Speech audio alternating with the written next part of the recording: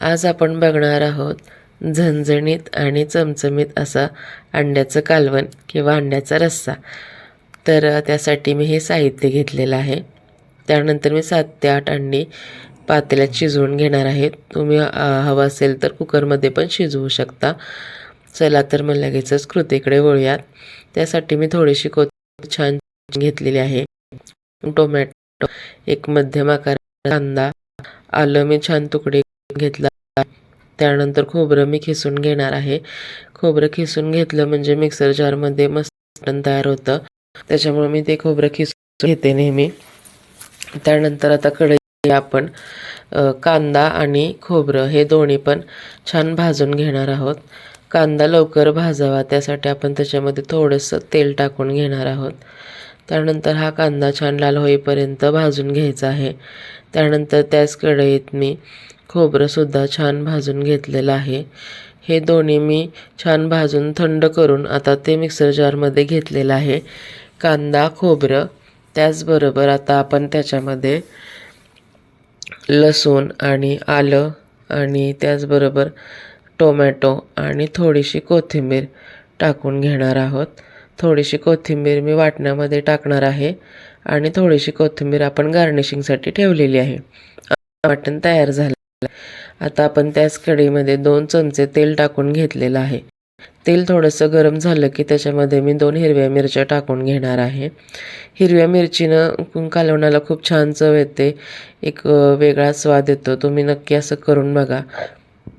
त्यानंतर मी त्याच्यामध्ये खडे मसाले टाकलेले आहेत. त्याच्यामध्ये तमालपत्र, मसाला फूल, त्याचबरोबर दालचिनी, मिरे आणि लवंग हे मी टाकलेलं आहे. खडे मसाल्यांचं प्रमाण थोडंच ठेवलेलं आहे. 2-2, 3-3च फक्त टाकून घेतले आहेत. त्यानंतर आपण त्याच्यामध्ये जे वाटण होतं ते वाटण टाकलं आहे. आता हे वाटण आपण छान सुटेपर्यंत परतून घेणार आहोत. छान तेल सुटलेलं आहे, तुम्ही बघू शकता. आता ह्याच्यामध्ये मी हळद, काश्मीरी लाल तिखट पावडर, धने पावडर आणि भाजून घेतलेले जिरेची पावडर टाकलेली आहे. त्यानंतर आपण त्याच्यामध्ये चवीनुसार मीठ टाकणार आहोत आणि त्यानंतर मी त्याच्यामध्ये 2 चमचे कांदा लसूण मसाला टाकून घेणार आहे. तुमच्या आवडीनुसार तुम्हाला जसं तिखट हवं आहे त्यानुसार तुम्ही कांदा लसूण मसाला वापरू शकता. त्यानंतर आपण हे मसाले आणखीन 2 मिनटं छान परतून घेऊया. आता हे मसाले जळू नयेत म्हणून मी ह्याच्यामध्ये थोडंसं मिक्सर जारमध्ये जे वाटण केलेलं त्या वाटणाचंच थोडंसं पाणी मी ह्याच्यामध्ये टाकून घेणार आहे. आपले मसाले जळू नयेत म्हणून आपण अशा प्रकारे थोडंसं त्याच्यामध्ये पाणी टाकून घ्यायचं. त्यानंतर आपण आता हे 2 ते 3 मिनटं आणखीन छान तेल सुटेपर्यंत परतून घेणार आहोत. त्यासाठी मी ह्याच्यावरती झाकण ठेवून घेणार आहे.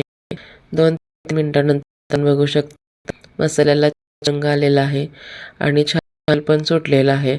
आता आपण ह्याच्यामध्ये आपण जी शिजवून घेतलेली अंडी होती ती सोलून घेऊन ह्याच्यामध्ये टाकणार आहोत. मसाला छान झालेला आहे आपला रेडी. आता आपण ह्याच्यामध्ये अंड्यांना अशा प्रकारे कट करून सगळी अंडी टाकून घ्यायची आहेत आणि अशा प्रकारे ही अंडी तयार झाली आहेत. आता ह्याच्यामध्ये तुम्हाला जशी ग्रेव्ही हवे तुम्ही हे असं सुक्कं पण खाऊ शकता किंवा ग्रेव्हीमध्ये पण खाऊ शकता.